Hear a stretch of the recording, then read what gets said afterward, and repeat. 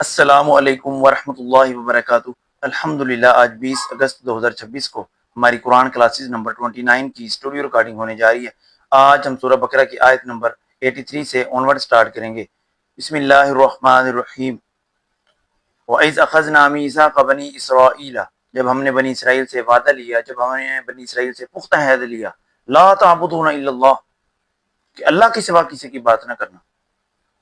وبالوالدین احسانا، اور اپنے والدین کے ساتھ حسن سلوک کرنا،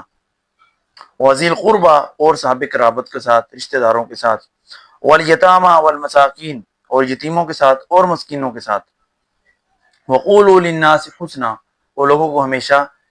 سچی بات کہنا، لوگوں کو ہمیشہ صحیح بات کہنا، لوگوں کو ہمیشہ نیکی کا حکم دینا، برائی سے روکتے رہنا، واقیموا الصلاۃ وآتوا الزکاۃ، نماز قائم کرتے رہنا، زکوٰۃ ادا کرتے رہنا۔ قرآن کریم متعدد مقامات پہ یہ بھی تذکرہ ملتا ہے کہ نماز اور زکوٰۃ کا حکم دیا گیا ہے، ان دونوں کا چولی دامن کا ساتھ ہے، نماز اور زکوٰۃ۔ ثم تولیتم، پھر تم پھر گئے، پھر تم نے منہ پھیر لیا، الا قلیلا منکم، سوائے تم میں سے چند ایک کے، وانتم موردون، اور تم تھے ہی منہ پھیرنے والے۔ وَإِذْ أَخَذْنَا مِيثَاقَكُمْ، جب ہم نے ان سے عہد لیا، لا تسفکون دماءکم، کہ تم خون نہیں بہاؤ گے، تم کسی کا خون نہیں بہاؤ گے،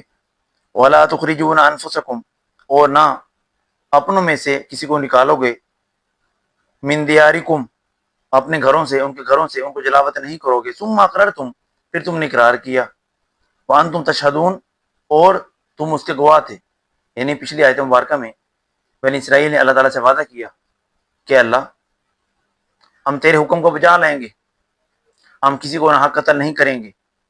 اپنوں میں سے کسی کو ان کے گھروں سے نہیں نکالیں گے۔ اس وقت انہوں نے وعدہ کیا تھا، اقرار کیا تھا، اس کے گواہ بھی تھے، لیکن پھر اپنے وعدے سے وہ مکر گئے۔ ثم انتم هؤلاء تقتلون انفسکم، پھر تم نے ایسے کیا، پھر تم نے اپنے وعدے کی خلافی کی، تم نے اپنوں میں سے قتل کیا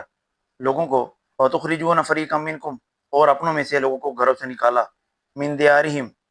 اور ان کو ان کے گھروں سے نکالا، جلا وطن کیا، تظاہرون علیہم بالاسم والعدوان، گناہ اور زیادتی کے ساتھ،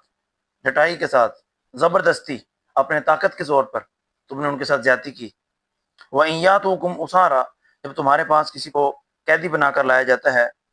تفادوہم، تو تم فدیہ دے کے چھڑوا لیتے ہو، وَهُوَ مُحَرَّمٌ عَلَيْكُمْ إِخْرَاجُهُمْ، حالانکہ تمہارے اوپر حرام تھا ان کو اپنے گھروں سے نکالنا، لیکن تم نے ان کو نکال دیا، تم نے ان کو جلا وطن کر دیا، تم نے ان کا خون بہایا، حالانکہ تمہارے اوپر حرام تھا۔ وَهُوَ مُحَرَّمٌ عَلَيْكُمْ إِخْرَاجُهُمْ، حالانکہ تمہارے اوپر حرام تھا۔ أَفَتُؤْمِنُونَ بِبَعْضِ الْكِتَابِ وَتَكْفُرُونَ بِبَعْضٍ، کتاب کے کچھ حصے کو مانتے ہو، کچھ کو چھوڑ دیتے ہو، کتاب کے کچھ حصے پر ایمان لاتے ہو، کچھ کو چھوڑ دیتے ہو۔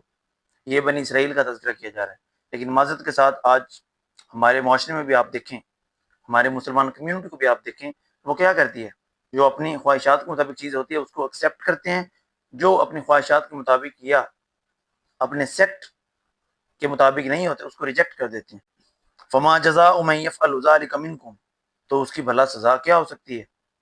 ان کے اس عمل کی سزا کیا ہو سکتی ہے، ان لوگوں کو جلا وطن کیا، اللہ تعالیٰ کے حکم کی پیروی نہیں کی، اللہ تعالیٰ کے حکم کی نافرمانی کی، ان لوگوں نے لوگوں کو ناحق قتل کیا، ان کے گھروں سے نکال دیا، حالانکہ ان کو پر حرام تھا یہ تمام کام جو انہوں نے کیے، تو اس کی سزا بھلا کیا ہو سکتی ہے۔